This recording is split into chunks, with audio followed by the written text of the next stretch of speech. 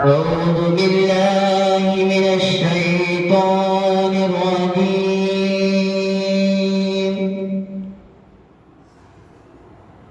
بسم الله الرحمن الرحيم.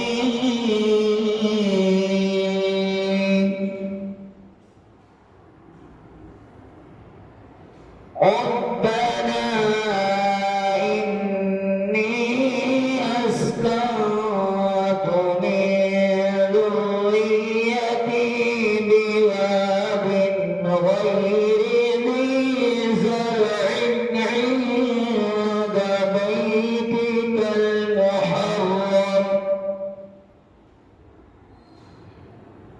ربنا ليقيموا الصلاة فاجعل أفئدة من الناس تهوي